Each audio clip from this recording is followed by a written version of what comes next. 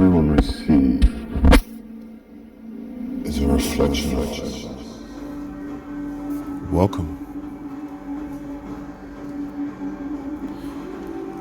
I'd like to discuss a topic that is of the mind, of the mental capacity of the humankind. It's under the guise or the understanding that when somebody thinks a certain way,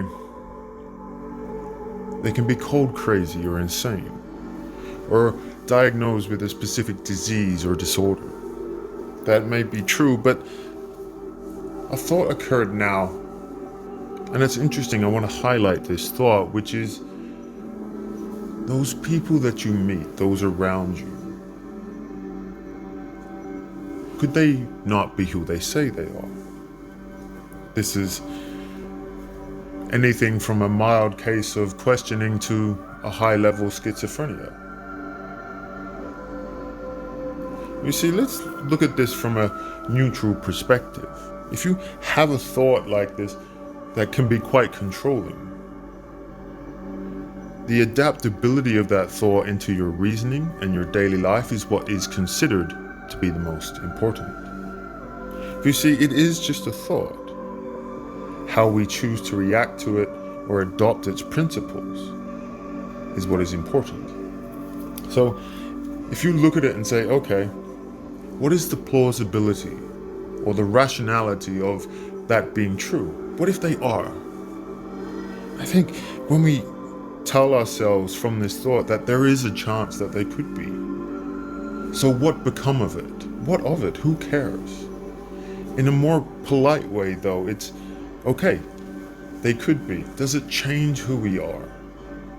No, not really. If they are, they're doing a damn well good job of it. But they're obviously under a higher understanding of reality. So is it something that you can stop and try to interfere with? No. Just roll with it with the understanding that they might not be. Does it change or dictate your behavior? Well, it shouldn't. That is the question, because if they've been doing it this long, we'll let them keep going. But don't change who you are, just know that they could be. So you're sort of answering that thought as if it were a question being on display for your mind. But what if they're not? What if it's just a delusional, imprinted idea? Or an attack on you to drive one insane? That is a plausibility also. And if so, then they have such a higher power or a higher understanding of reality. So you see, what you're trying to do is use this thought, which could be considered negative, and turn it into something more positive. A different outcome. And trying to find the similarities between each outcome to determine what is the meaning. So in this thought, it sort of stems itself down or squashes itself down because your understanding supersedes it. So what would be the similarities between the two? Well, there is a higher power or a higher understanding of what is happening in reality. That do we try to go and find and source? Do we know that it is maybe there highlighting itself more and more because we're on the right path? These are all possibilities or outcomes of positivity, of excitement and wonder. The other outcomes that they try to lead you towards is fear. Being afraid, being fearful, because they can harness that energy. That is how they want people living in a fearful manner.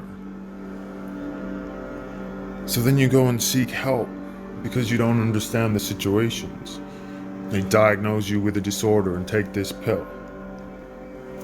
Keep you entrapped because they're not telling you there is another way. This is a thought that occurred to me just now. But I've always wondered I've always wanted to share my interpretation behind it, to what you do when those thoughts take you down a dark path. It doesn't matter whether it's induced, created, fabricated, or there as a hindrance.